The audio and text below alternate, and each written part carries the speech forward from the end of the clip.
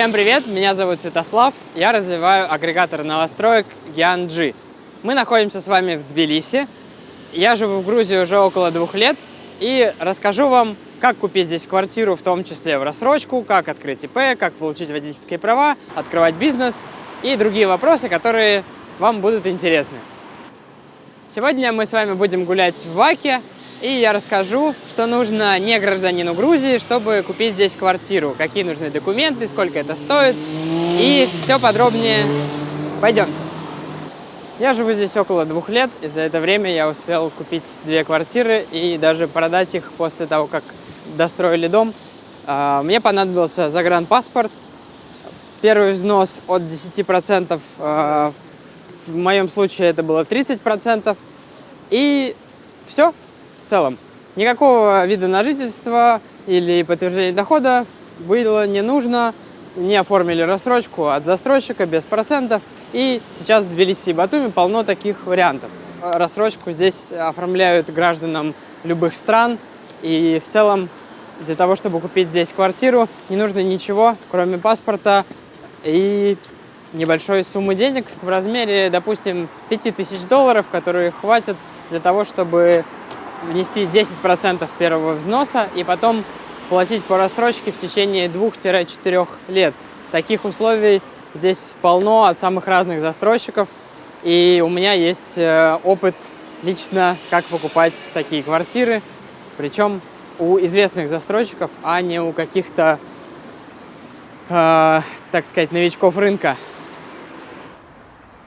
Вообще, самое классное, что мы можем вам рассказать на канале, это старт продаж новых жилых комплексов, потому что когда начинается пресейл, вы можете получить самые выгодные условия для покупки по первому взносу, по стоимости. И, например, эту башню ждали около года, и вот наконец-то она запускается, и мы узнаем об этом одни из первых. Я и сам недавно, находясь в Тбилиси, покупал квартиру в Батуми и переводил деньги со своего счета на счет компании-застройщика. Подробнее про свою покупку и тот жилой комплекс я расскажу в одном из следующих видео. Ну а если вы находитесь в другой стране, например, в России, то я расскажу, какие есть способы приобретения недвижимости в Грузии, находясь в другой стране. Есть несколько способов покупки квартиры в Грузии.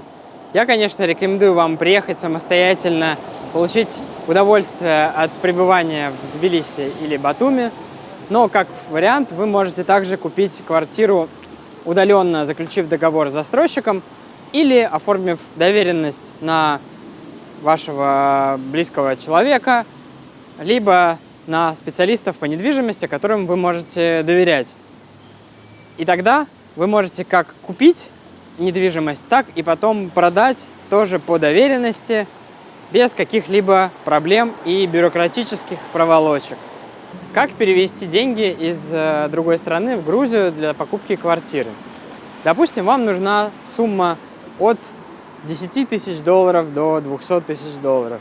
И вы можете перевести их с помощью SWIFT-перевода. Допустим, в России есть несколько банков, которые до сих пор поддерживают такие переводы.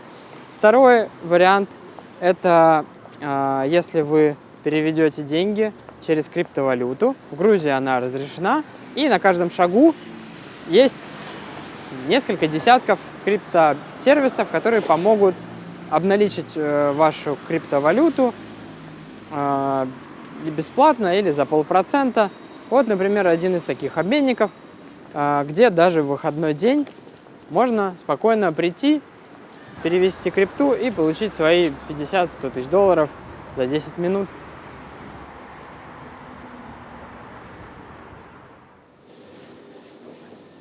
Мы в криптосервисе на проспекте Чевчевадзе. Это большой проект, у которого много филиалов в разных странах, и здесь можно легко обналичить свою криптовалюту и получить наличные доллары для покупки квартиры. И даже у ребят есть собственное криптокафе, где можно расплатиться криптой без проблем. Если вы ничего не понимаете в крипте, то это не проблема, мы вас проконсультируем, и в том числе по другим способам перевода денег из России в Грузию или из другой страны в Грузию тоже. Так что пишите, поможем. В интернете ходит много слухов, что есть какие-то шаги в сторону ужесточения для россиян в Грузии, что сложно будет купить квартиру, приехать, визы ведут и все такое. Эти слухи, в частности, порождает президент страны, но на самом деле решает здесь все правительство, а президент как номинальная фигура. И председатель правительства много раз сказал, что он не будет вводить никакие ограничительные меры, что они, наоборот, рады, что восстановили прямое авиасообщение с Россией, что теперь нет виз, и россияне могут приезжать в Грузию, и грузины в Россию без всяких проблем. Поэтому не стоит ждать и каких-то ограничительных мер. На данный момент не приняты никакие законы относительно того, что вводится какое-то регулирование, или россияне не смогут купить здесь жилье, или еще что-то. Ну что, друзья, как вы уже поняли, купить квартиру в Грузии это не так уж и сложно. Более того, можно заходить с бюджетом 300 тысяч рублей и в целом покупать квартиру за пару миллионов, а не за 6-10 миллионов, как в столицах России. Подписывайтесь на наш канал, и мы расскажем еще много интересного про Грузию и недвижимость в этой прекрасной стране. Пока-пока.